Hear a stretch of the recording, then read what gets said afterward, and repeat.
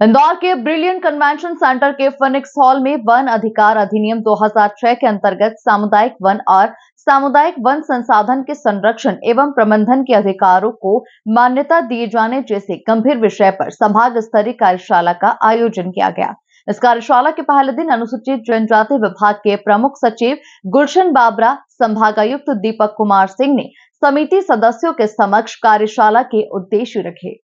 Brilliant convention centre के Phoenix hall में आयोजित 2 दिवसीय कार्यक्रम के प्रथम दिन के सत्र की शुरुआत बेहद सादगी भरे माहौल में हुई। इस कार्यशाला में प्रमुख रूप से वन अधिकार अधिनियम 2006 के अंतर्गत सामुदायिक वन अधिकारों और सामुदायिक वन संसाधन के संरक्षण तथा प्रबंधन के अधिकारों को मान्यता दिए जाने जैसे गंभीर विषय पर चर्चा की गई, जिसमें सभी वक्ताओं ने अपनी अपनी बात रखी। इस मौके पर टॉक फोर्स के सदस्य डॉक्टर शरद चंद्र लेले ने कार्यशाला के उद्देश्य के साथ साथ कुछ गंभीर विषयों को भी सभी के सामने रखा।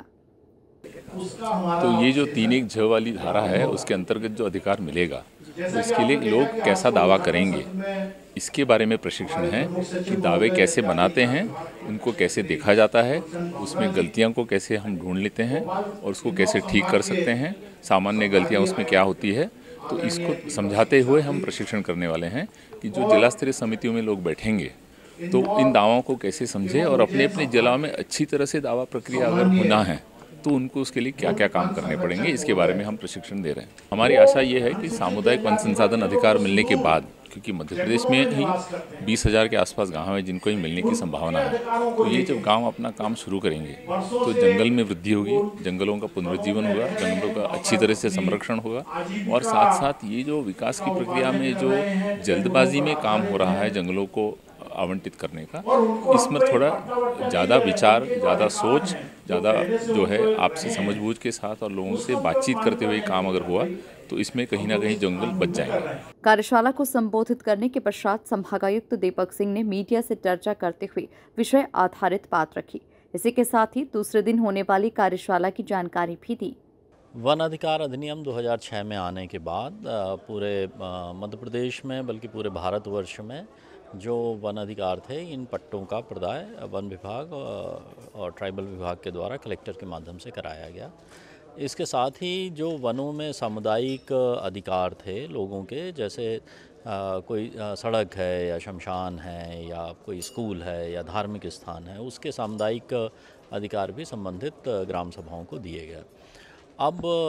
जो आज का जो प्रशिक्षण कार्यक्रम आयोजित किया गया है, फॉरेस्ट राइट एक्ट सिर्फ पट्टा बांटने का कार्यक्रम नहीं था, बल्कि फॉरेस्ट मैनेजमेंट का भी ये कार्यक्रम था। और अभी तक जो वनों का जो संचालन, संधारण और संवर्धन किया जा रहा है, उसमें सामान्य तौर पे वन विभाग के द्वारा एक अपना 10 वर्षीय कार्य योजना तैयार की जाती है और जो वन समितियां हैं उनके माध्यम से ये काम होता है। अब ये बात हो रही है कि जो ग्राम सभा है, जो वहाँ की कम्युनिटी है, जो समुदाय है, उनको ये अधिकार दिए जाएं कि वनों का संधारण, संचालन और संवर्धन वो करें। उसमें क्या कानूनी अधिकार हैं, क्या कानूनी प्रावधान हैं, किस तरह से उसकी कार्य योजना बनेगी, किस तरह से क्रियान्वयन होगा, वन क्षेत्र में क्या गतिविधियाँ अनुमति रहेंगी, कौन सी गतिविधियां प्रतिबंधित रहेंगी, इन सब के बारे में प्रत्येक संभाग में एक प्रशिक्षण कार्यक्रम आयोजित किया जा रहा है, जिसमें कुछ इसके जो विषय विशेषज्ञ हैं उनको बुलाया गया है शासन की ओर से। आज प्रमुख सचिव ट्राइबल भी इसके लिए आए हैं। इंदौर, उज्जैन और खंडवा के CCF हैं, अधिकारीगण हैं और मुख्य रूप से जो हमारे वन समितियों के जिला स्तरीय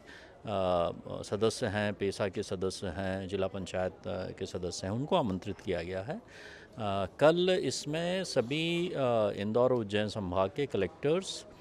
CO जिला पंचायत और DFOs को बुला के ये प्रशिक्षण कार्यक्रम किया जाएगा और उद्देश्य ये है कि फॉरेस्ट राइट एक्ट 2006 के जो विधिक प्रावधान हैं उसमें जो फॉरेस्ट मैनेजमेंट का जो विषय है उसके बारे में अधिकारियों को और जनप्रतिनिधियों को जानकारी दी जाए और उसका क्रियान्वयन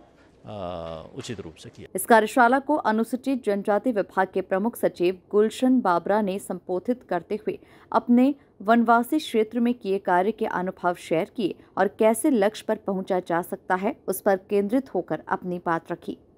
सशक्तिकरण के लिए काफ़ी अच्छा माध्यम माना गया। और हमें भी वहाँ पे ऐसा मौका मिला कि उस समय नई मनरेगा योजना आई थी, रोजगार गारंटी योजना से बोलते हैं, वो भी 2007 में उस समय लागू हुई। मैंने उस समय यहाँ पे ज्वाइन किया था। और नक्सलवादी जो है वो भटकाते थे लोगों को कि सरकार